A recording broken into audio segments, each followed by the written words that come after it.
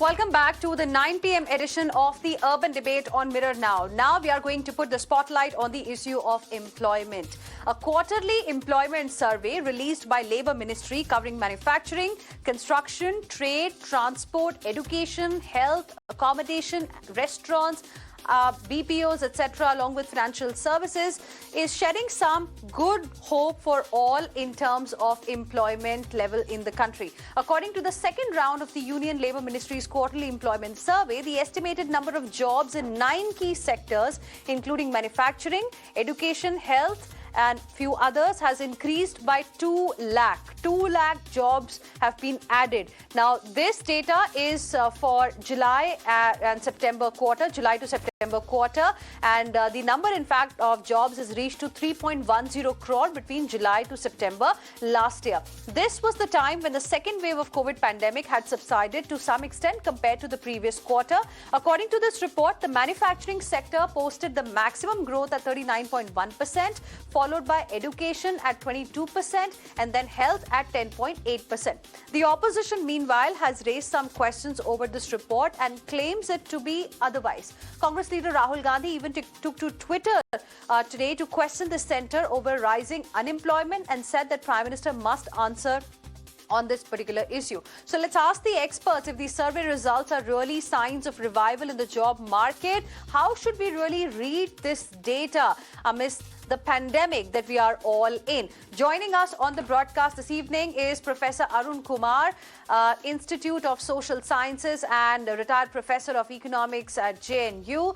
We are also joined by Praveen Khandelwal, Secretary General, Confederation of All India Traders, Deval Singh, Vice President, Team Lease Services, also joining us on the broadcast this evening. Soon we will be joined by Professor Santosh Mehrotra, Economist, visiting professor at University of Bath, UK, and also Professor Aman Agarwal, Director, Professor of Finance, Dean at Indian Institute of Finance and Executive and Editor, Finance India. Thank you very much, all of you, for joining us here on Urban Debate on Mirror Now. Professor Arun Kumar, let me begin this discussion with you. A couple of days ago, we had the data coming from CMIE that largely told us how the unemployment scenario in the country was. And now this is the official government data for the second quarter, July to September. How do you see this data? Do you see it as a ray of hope? So, it is expected that when a lockdown or partial lockdown that was there in the first quarter that is eased, then business will begin to revive, jobs will start getting created. So this is expected. The question is, are we adding more than what we had before the pandemic? That's the real issue. Because you see, before the pandemic itself, the unemployment rate had reached the high of 45 years in terms of percentages. The second point I'd like to make is that you see in India, the unemployment data is very, very problematic. Because in India, you don't have social, security. So if you lose a job, it's not that you're going to get social security and therefore you don't need to work. So as soon as you lose a job, you start looking for something, you do some self thing, you drive a rickshaw, or you push a cart or do head load work. So you get counted as employed. But this basically is really a problematic thing because you get only a few hours of work in the day. So there's a huge amount of underemployment that's there. And in agriculture, there's disguised unemployment. Now, our employment data doesn't capture this problem that, we have a lot of disguised unemployment in agriculture. We have a lot of problem of underemployment in, the thing. Then the unorganized sector, which has been hit very hard, we don't really have a good handle on that. And that data really needs to be looked at because the organized sector can do well, organized sector can improve. So in India, you have two different sectors, the unorganized and the organized. And within the organized also, there are those sectors that were doing well. For instance, as was mentioned, IT sector, telecom sector, and so on. But there are other sectors that were not doing so well. So I remember the data from July, August of last year, when the consumer survey of the RBI showed that the consumer confidence was at 55.5, whereas before the pandemic it was at 105, so it was less than half. And similarly, the capacity utilization in industry was at 63%, whereas before the pandemic it was at about 72%. So given that capacity utilization had not recovered, so investment is not going to recover, and the consumer confidence, if the consumer confidence is not there, then capacity utilization will remain low. and therefore employment generation will be a problem. So we need to boost consumer confidence. We need to boost the Okay. business confidence so that the investment rises, and then job generation will take place in a much larger level, and then we'll cross the levels that we had achieved earlier. One final thing, the labor force participation rate has come down in India. In most countries comparable to India, it's around 60%. In India, it's around 40%. So large number of people are not looking for jobs at all. They don't get counted. So that's another problem and another issue. And especially here, women, large number of women have dropped out. So even though now the number of percentage of women has increased as per this data, but still, it's very low compared to other countries. But we'll discuss this point about falling labor force participation rate in the country, how it has come down. You say that a lot of people are not really looking for jobs, and how should we interpret this data in just a bit. But before that, let me also take the opening comments from Professor Santosh Mehrotra on what the government data has suggested. Professor Mehrotra, you were there with us a couple of days ago as well when we were discussing the CMIE data. How do you see what the government's data has suggested? Do you see it as some kind of a green shoot, at least in 9 sectors where the employment has risen by about 2 lakh in July to September quarter? Well, the point is the economy is reviving. There's some job growth that's bound to happen. The real issue, I think, was already flagged by Arun when he pointed out that the total number of people who are of working age who are looking for work has been systematically falling, and overall, in the organized and unorganized taken together, the worker participation rate, meaning those who have work, has fallen. So that's the foundational fact that needs to be taken into account. The second thing that you are pointing to about green shoots, please remember that this government's quarterly report is confined to the organized sector for those enterprises which employ more than 10 workers only. So it does not deal with what has happened to the unorganized sector. It is the unorganized sector which has taken the biggest hit. This is the second point. The third point about the organized sector itself is the following. That overall, we know from CMIE data that regular work, which is what is the dominant form of work in the organized sector, has been falling. And the NSSO is also saying this exactly the same thing. This is the actual situation. Honestly, it's not entirely clear to me why this government and the Ministry of Labor is even doing this survey at all, a subject I will come back to, because this kind of quarterly survey data is already being generated on a regular basis for an urban sample, which is obviously going to be pretty much comparable to what is being captured here in this organized sector, 9-sector survey. Therefore, the purpose of this Ministry of Labor survey is completely lost on me. Let me say something about what Arun said about the data on employment in India being problematic. I think this is an inappropriate use of word by Arun. I don't think he meant that. He's absolutely right when he said that unfortunately, the National Sample Survey Organization's data does not tell us the scale of labor underutilization, the labor underemployment, and which is the precise. I'm actually a member of the Standing Committee on Economic Statistics of the National Sample Survey Organization, and we have recommended to them, and they have accepted that what they need to do is to adopt an internationally accepted format so that labor underutilization is captured. We currently tend to focus our attention on a 365-day recall period as opposed to a 7-day recall period. We have to focus on a 7-day recall period, which is the international standard. And we have to add questions about labor underutilization.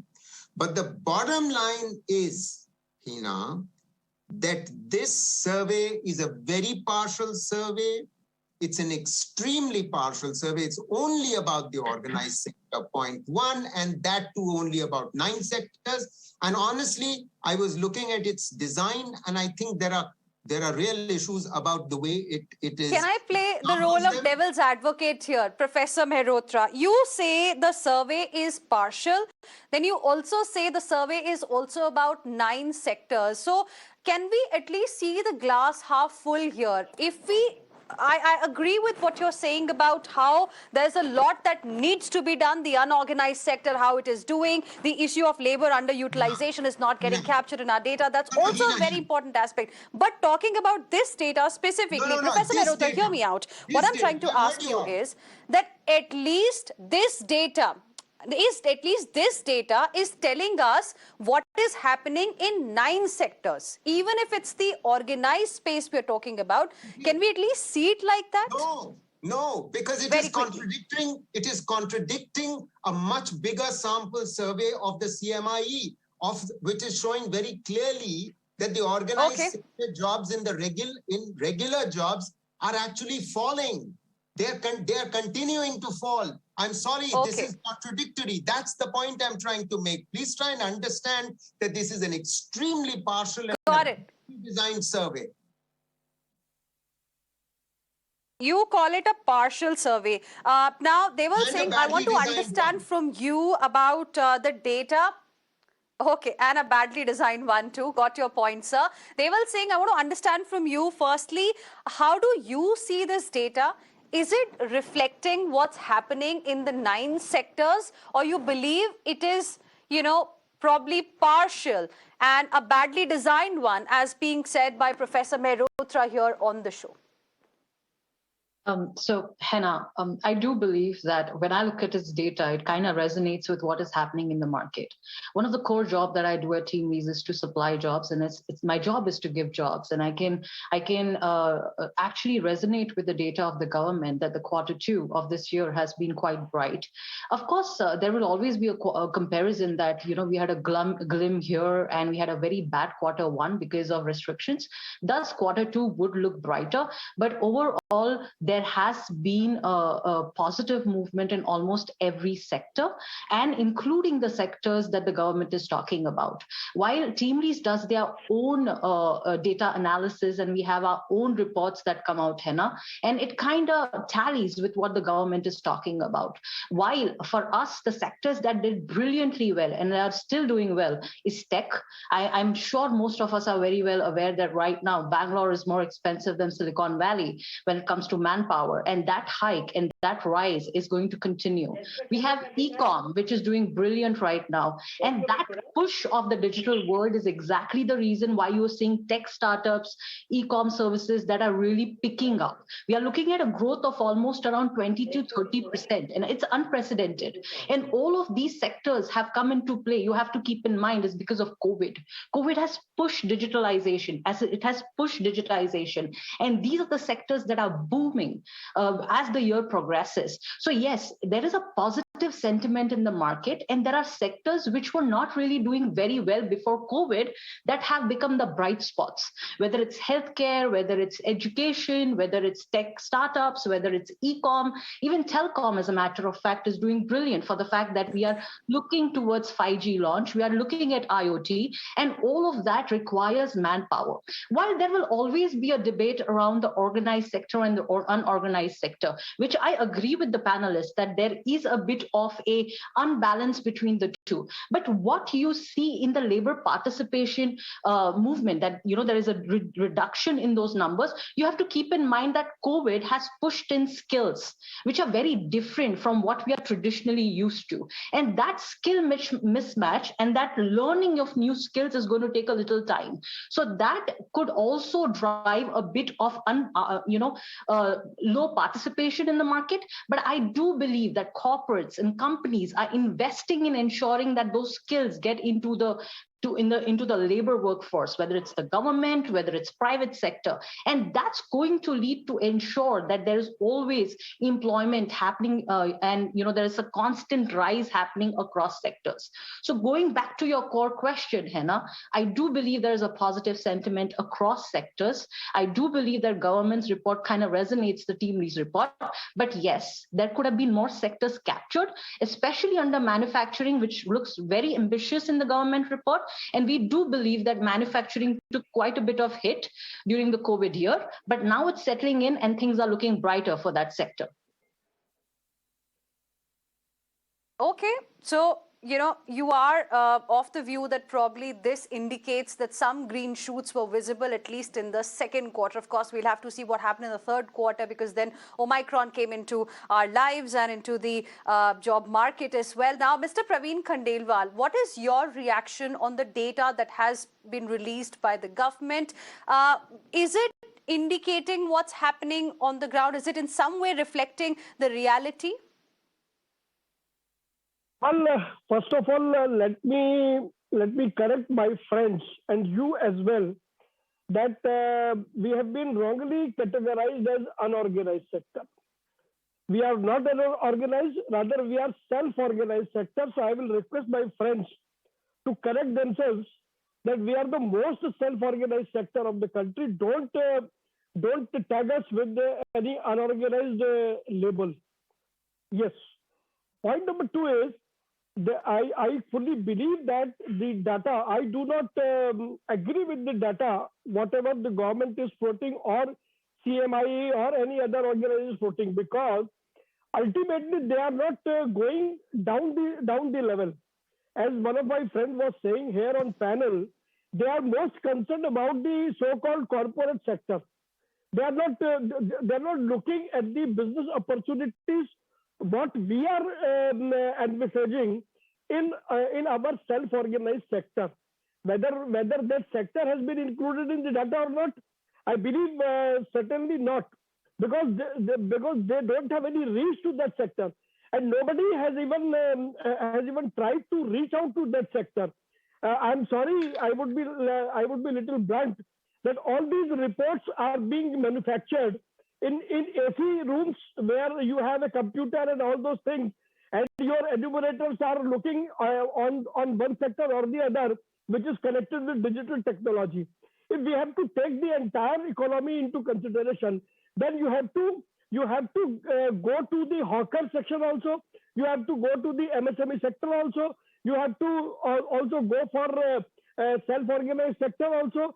You have to also go for the transport, that is the logistics sector also. And I may be perfectly right that all these four sectors what I'm talking about has not been taken into consideration. There may be losses, there may be business opportunities, but then it poses a question mark on the entire authenticity of the data. My point number three is that what the government or the other organizations are doing, and when I say government, it means both central government and state government, to provide better business opportunities so that better business employment is available to the people. And we have to come out with our mindset of depending upon the foreign companies, that only the foreign companies are capable to provide employment. This mindset is totally not acceptable. Our own corporate and non-corporate sector is competent enough to provide more employment facilities. We 8 crore traders are providing employment to 25 crore people in the country. And who is looking after our sector? No. And my last point is that the Ministry of Labour has got no mandate to carry out such a survey. Rather, it should be the Ministry of Commerce, which has the reach to all these sectors, whether it is e-com, whether it is direct sale, whether it is retail trade, whether it is corporate trade. So therefore, my humble submission is that these data are those data which can easily be manufactured. These are not the real data, and if for real data, we have to go down the level.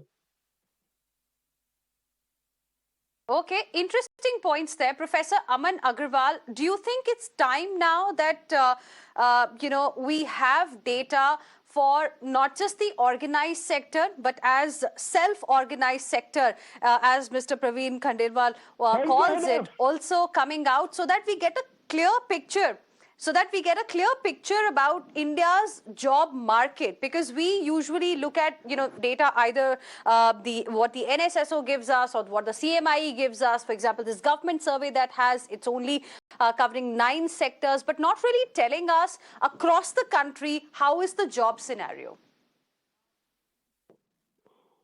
I agree with you that the wider the database which is there is always better to have calibrate and understand what is the exact scenario. But you have to have a beginning somewhere, and then you expand the data set. It is not that day one can you expand the data set.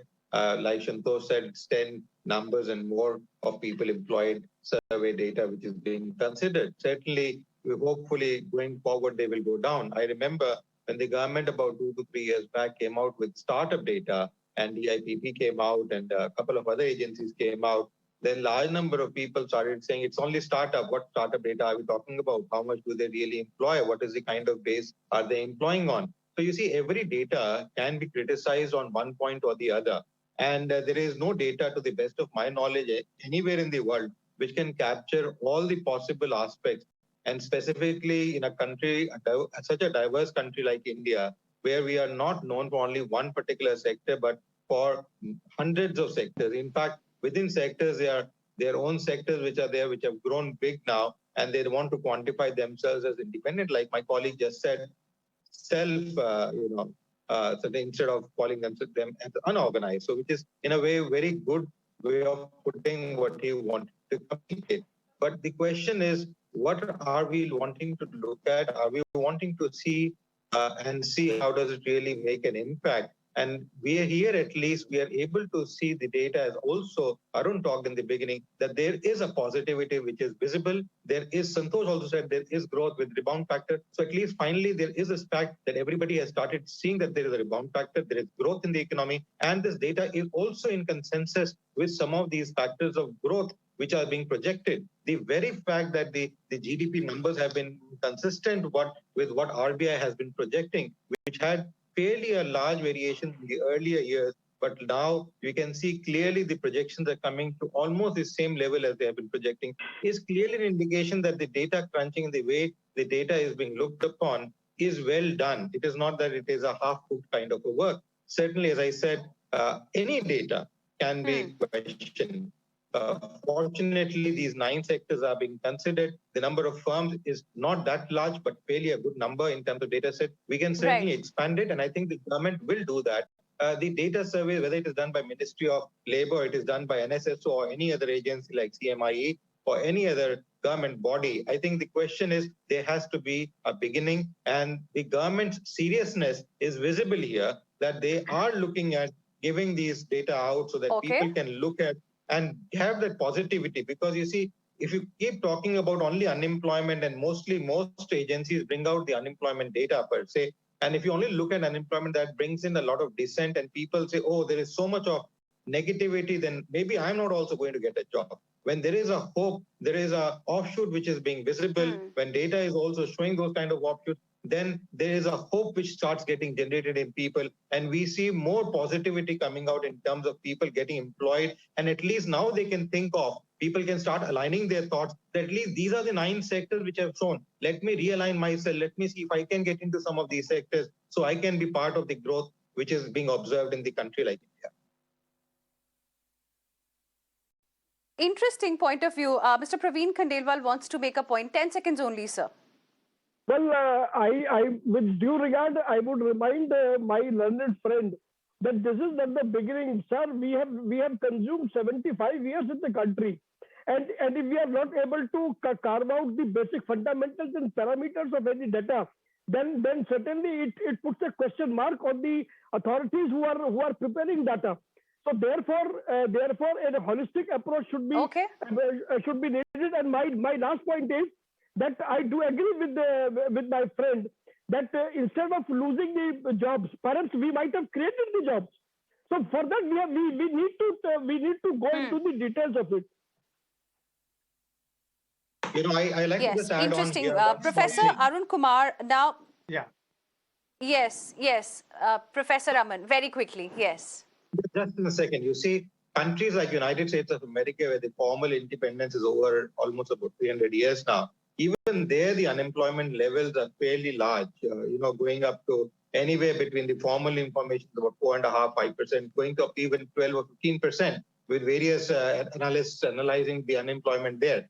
So to say that just because we have been 75 years old, to say that we should have learned the task by now. Certainly, and that is not the responsibility of only this government, but all the governments which have been in power. So, but we need to at least whatever we are seeing now, we need to look at it. And knowing that COVID has taken a big hit in not only India, but around the world, and large number of people from overseas have also turned back to India because of COVID, from the Arabic region and other countries which have been employing excessively from India. I think given that, I think this particular figure certainly bring that up. Right. Now, Professor Arun Kumar, you had raised a very important point of falling labor force participation rate in the country. Why do you think it is happening? The reason is that people have given up on jobs because they're not getting jobs.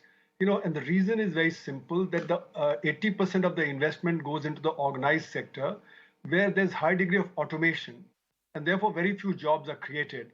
And that's the reason why, the unorganized sector is as large as it is, because people don't get formal sector jobs. So if I remember, in 2015, there were jobs of 360 peons in UP, and you had 23 lakh applicants, of which 380 were PhDs and 2 lakh were BTech, MTech, BCom, MCom.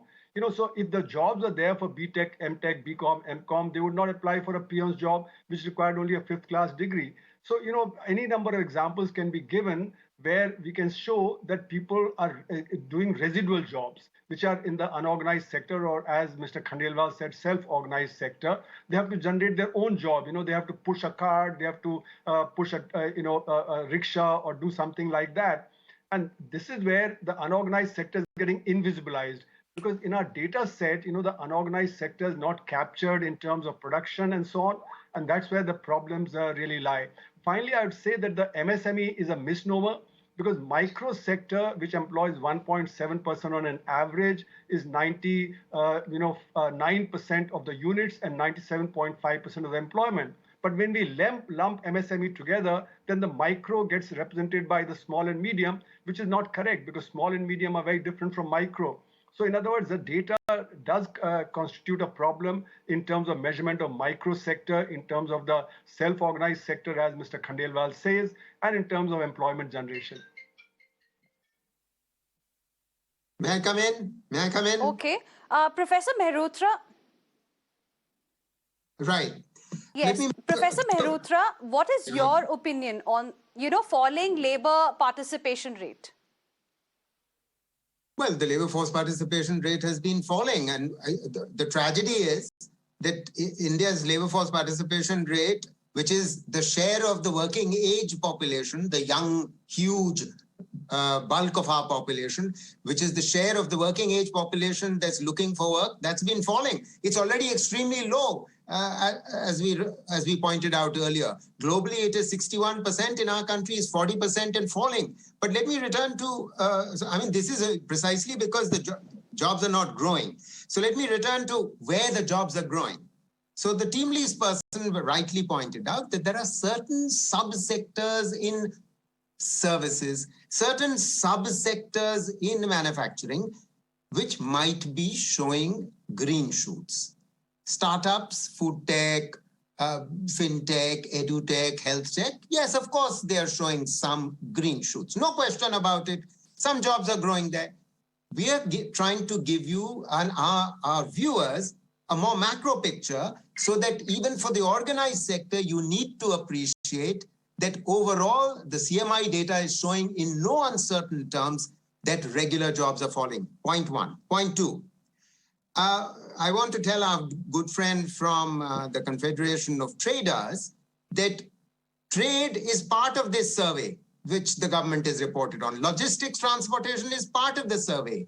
And, no one uses a term called self-organized, Within the unorganized, which employs less than 10 workers, there is a category which is registered, like you are, like most of the units in the Confederation of Traders. And there are millions of others, majority, as Arun rightly pointed out, which are unregistered. So all of this is being captured. The bottom line is that there is good quality data being generated by the National Sample Survey Organization of India, which is part of the government. The Ministry of Labor in no country generates the kind of data that is being generated. It is only duplicating work which is already being done by the National Sample Survey Organization. We need to rely upon the National Sample Survey Organization data, which is generating annual data, but is also generating quarterly data. So good quality data is already being generated by the government. Okay. We need to rely upon that rather than rely upon the Ministry of Labor doing these kind of surveys. And the private organization CMIE is producing once a month, very, very reliable data. I agree that the National Sample Survey Organization should be generating its quarterly surveys more frequently. But the bottom line is this, that unlike what Aman has tried to tell your viewers, that there is no country in the world where you can capture all the sectors and all the workers. The fact of the matter is, the statistical design called a sample survey can be prepared, which is representative of all sample, of all sectors and all types of workers. And that is exactly what Why is it not happening then, Professor Mehrotra? Why is it not being done then in the country? You know, I remember a couple of days ago when we started talking about the job crisis in the country at that time, what was the argument? That we do not even have the data to tell us what is the current job market like in the country, how many jobs are getting lost. We used to get data, 3-4 years later.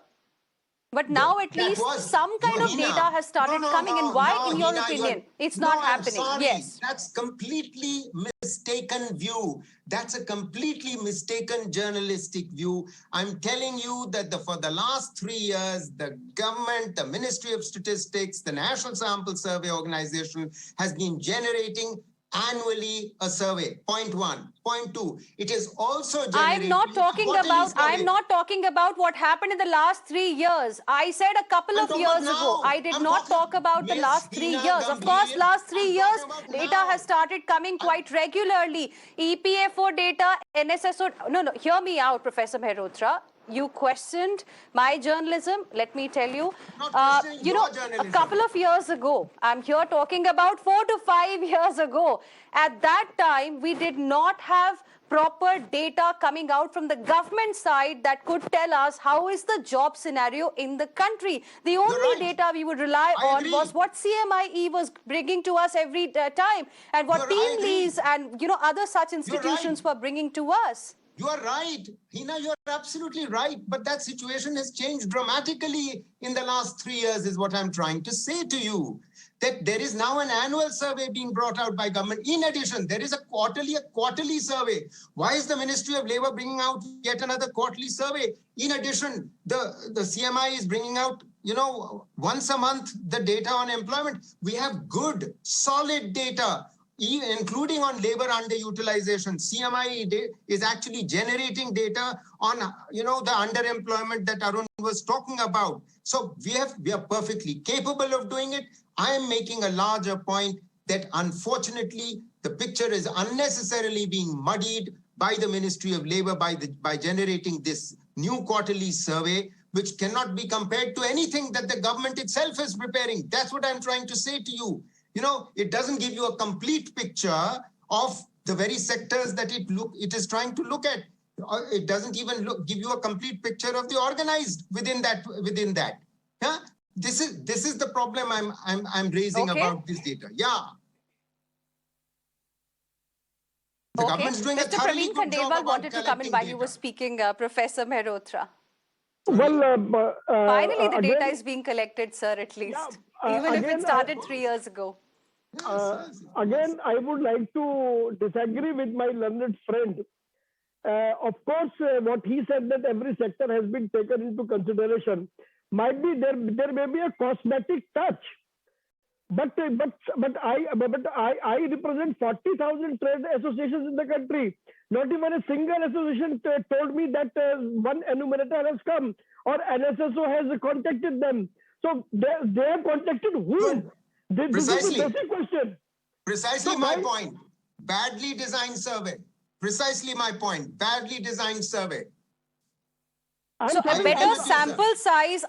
sample size that covers more and more sectors is what the government must also consider. That's an important point. I would also now go across to Deval Singh. Deval, talking. Sir, one second. Deval, now as Professor Arun Kumar had mentioned earlier, I really want you to tell us what could be the reason behind the falling labor force participation rate, because that's a cause of concern. It's something that even CMIE has raised many a times, that, large number of people are not even looking for jobs. What is the reason? Is it because they are starting their own businesses? Because we don't know what's happening in the so-called self-organized sector, as Mr. Khandelwal is calling it. Why? Why have people stopped looking for jobs? Is it the COVID impact, or there's something else, or AI eating into their jobs? I think there are multiple factors, Heena, in this. I think you've touched upon quite a bit of it, and I do agree with you to a certain extent. I think when I was talking, some time back, I did tell you the digitalization push and the digitization push is reducing jobs in the market, and there's a skill shift that is coming into play, that all of us are not equipped to really do those jobs. And that might be the reason why the youth of India might be feeling a little intimidated to get out and do what they need to do to seek a job. On the other hand, COVID impact is true. I mean, you are used to working from home, you're used to having this, laid back life per se, and to get yourself back into the game takes a little while. And that impact is also being seen into the market, where people are not really aware that the boom is there, the requirements are there. Get out, do your bit, and you will get a job. And I do believe one thing that I don't think we've discussed so far, but you did touch upon it, is female participation ratio. That has drastically and dramatically gone down, which is also impacting the overall participation number. For the fact that women this year did resign a lot, they kind of took a step back from whatever careers they had because of extreme amount of domestic pressure and pressure at work, which also played in the overall participation of labor force in India. And all of these factors do in a way sound negative, but the positive push that I want you to consider is the boom of startups and the boom of self-owned businesses in India.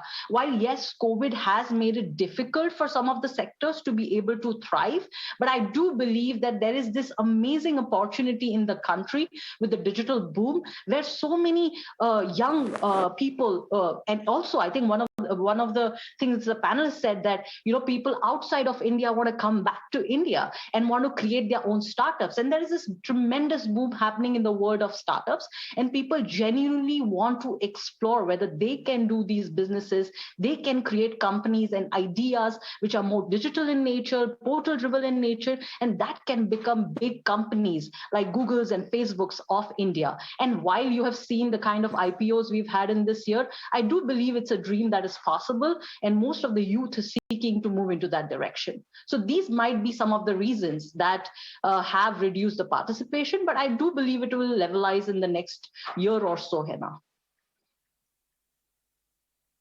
Okay, I want to give you the last word, Professor Aman Agrawal. Budget is around the corner. Do you think something can be done? Because as far as the job crisis in the country is concerned, it was there even before the pandemic came into our lives. This was an issue even before March 2020. You see, the thing is, the jobs is a key concern area, not only for India, but all economies around the world, and not for now, for almost over 100 years now. It's not something which any government could come out and say that we have done the bit in terms of creating the required jobs which a country needs. But certainly there are steps which are being taken, and certainly this labor force participation which has gone down is also a resultant of the large number of startups, as my colleague just said, going up due to COVID pandemic, the IT bubble burst which has taken place, or the IT services which have been going up. And that's where we are seeing a huge chunk. And this government did try to bring that up in terms of their Startup India program as to how the large number of entrepreneurs are seeping in, where one employee, two member team, three member teams are actually creating new businesses, new structures, and trying to contribute. And when they were being made a laugh upon because they said, oh, that is not what gives boost to an economy. What gives boost is the other sectors. Now the government, the Ministry of Labor is trying to bring out that sector as well. So it's a question of combination of some of these information. But just one more point which I wanted to make for people here, what Arun talked about, wherein he said large number of applicants which are even very highly qualified coming to a very low-level job. 3 years back, one of my colleagues standing outside the authority heard from the PM there that, he has not made his buck for the whole month because he earns about 2 lakh rupees per month apart from his salary. Now, that is what makes a kick where people want to join in as a PM. I, as a professor, do not make that salary which he is making per month off the records. Now, this is something which is making people to move to some of the government jobs in this country, and not because they have PhDs or they have masters or they have the qualification which is required for that job. So we should not confuse ourselves and confuse the people of this country that why people look for a government job. There are a large number of factors which are there responsible for it. But the good part is the way we see growth, we are seeing. Well, that's an important point of view that you're raising. That's an important point of view, Professor Agarwal, that you have raised. But of course, there are many who do go looking for jobs because they don't have a fixed monthly income. They are highly qualified, but unfortunately, they've not been able to get into the job market. They've not been able to get a job of their choice, and they have no other option left but to be in queue to either become, a peon or probably take, these kind of jobs which do not require you to be either a PhD or even have a master's. But that's the situation, and we really hope that something is done to solve that concern as well. Thank you very much, all of you, for joining us here on this debate on Mirror Now. Professor Arun Kumar, Professor Santosh Mehrotra, Praveen Khandelwal, Deval Singh, and Professor Aman Agarwal. Very interesting suggestions were given, very interesting points were made by our panelists as well to help us understand how exactly is India's job market. Of course, there are certain green shoots in some sectors. That's what most panelists seem to agree on. But a lot needs to be done. And we also need to figure out somehow to, understand what's happening in the unorganized or self-organized sector as well. I appreciate all of you for joining us here on Urban Debate. Heading into another very, very short break. There's lots lined up for you on the other side as well. Stay with us.